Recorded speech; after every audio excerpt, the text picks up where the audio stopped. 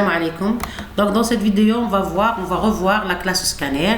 Dans l'autre vidéo on a vu comment utiliser la classe scanner pour saisir ou bien lire des données à partir du périphérique par défaut, périphérique d'entrée par défaut qui est le clavier. Aujourd'hui on va utiliser la même classe pour lire le contenu d'un fichier, c'est-à-dire lire les informations stockées dans un fichier.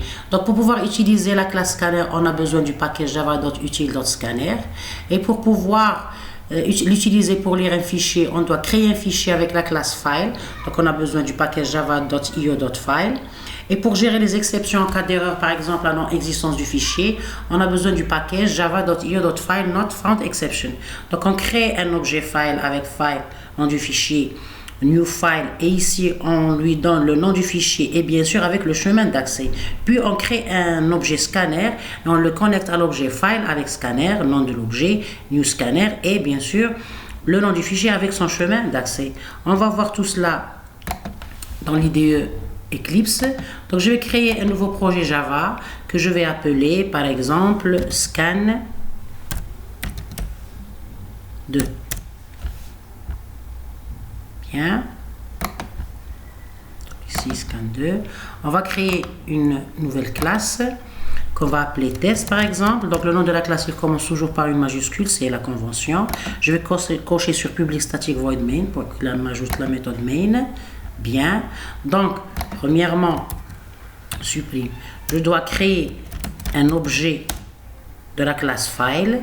Donc objet fiche par exemple égale new file, et comme paramètre je lui donne le nom du fichier, bien sûr avec son chemin d'accès. Donc on va prendre comme exemple essai.txt. Ce fichier n'existe pas mais on va le créer tout à l'heure. Bien. Puis je vais utiliser la classe scanner. Donc je vais créer un objet scanner. Bien. Donc pour pouvoir lui passer, bien on lui passe comme paramètre le nom du fichier, bien sûr, qui est fiche, et un point virgule. Donc on remarque ici qu'il y a des erreurs. On va voir. La première erreur, on doit importer java.io.file pour pouvoir utiliser la classe file. Ici,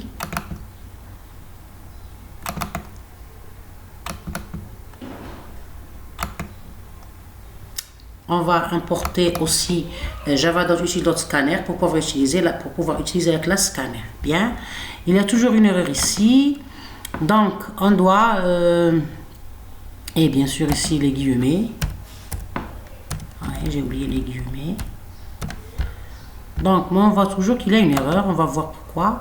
On doit add through declaration ou bien surround with try catch. Pour pouvoir gérer les exceptions, on a deux façons de le faire. Ou bien ajouter la gestion d'exception dans la méthode main through file not found exception, ou bien en utilisant le try catch. Je vais Inch'Allah vous préparer une vidéo sur l'instruction try catch. Donc on va essayer d'utiliser try catch. Bien, donc on a ici ce bloc d'instructions pour gérer les exceptions. Bien, donc on remarque ici, c'est bon. Donc on va faire une exécution. Donc il nous lance l'exception not found exception, c'est-à-dire le fichier spécifié introuvable. C'est vrai, ça n'existe pas. Donc on va essayer de le créer. On va aller à la partition D et premièrement on va créer un fichier avec l'éditeur de texte bloc-notes par exemple.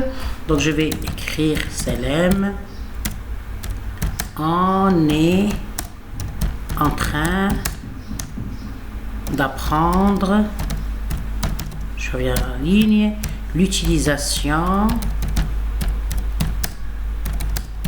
de la classe scanner. Bon courage. Par exemple, c'est un exemple d'information dans un fichier. J'enregistre toujours dans la partition D pour avoir le chemin d'accès par exemple. Donc je vais appeler cela test, ou bien essai, comme dans le programme. Donc j'ai bien enregistré. Donc si par exemple, pour pouvoir accéder à l'emplacement du fichier, on va cliquer à droite, à droite de la souris, propriété, on a ici l'emplacement. Donc c'est dans la partition D. Je vais la copier par exemple.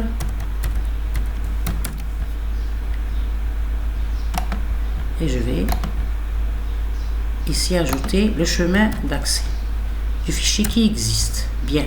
Donc il y a toujours une erreur, on va cliquer dessus. Donc invalide space sequence. Anti/B, anti/T, anti/N. Donc c'est des instructions qui sont utilisées dans Java. Donc pour pouvoir différencier, on ajoute un autre anti/. Bien. Donc on exécute. Bien, donc il n'y a pas d'erreur. Mais ici, il y a une petite erreur ici sémantique par le fait que the value of the local variable lecture is not used. C'est-à-dire on a déclaré un objet, c'est-à-dire on a créé un objet, lecture, mais il n'est pas utilisé. Donc pour pouvoir lire dans le fichier, on va utiliser la boucle while. Donc while, par exemple, ici on va utiliser les méthodes de l'objet. Donc il y a toutes ces méthodes-là dédiées à l'objet lecture, l'objet scanner. Donc ici on va utiliser hasNext. hasNext c'est une méthode booléenne de type booléen qui va, c'est-à-dire nous faire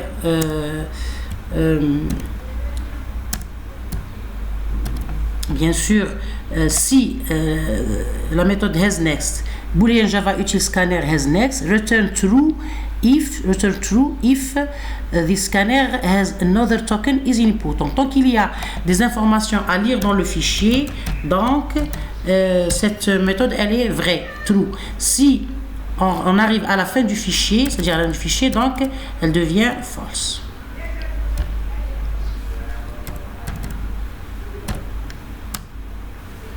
Donc on va faire système out print ln, ici lecture, toujours l'objet scanner, point next line, d'accord, pour pouvoir lire les lignes du fichier, et un point virgule ici. Bien, ici comme donc on va exécuter.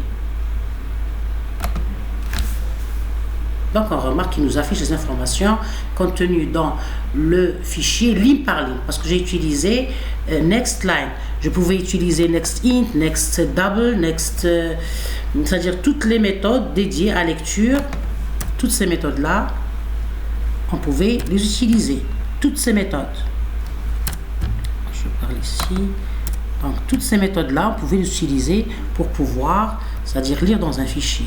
Donc aujourd'hui, on a vu next, c'est-à-dire line, lire les fichiers ligne par ligne. Et on va, dans les nouvelles vidéos, voir l'utilisation d'autres méthodes pour pouvoir lire des entiers, des integers, des doubles, c'est-à-dire tout type de données contenues dans un fichier. Bien. Donc, je vous remercie pour votre attention et à la prochaine vidéo.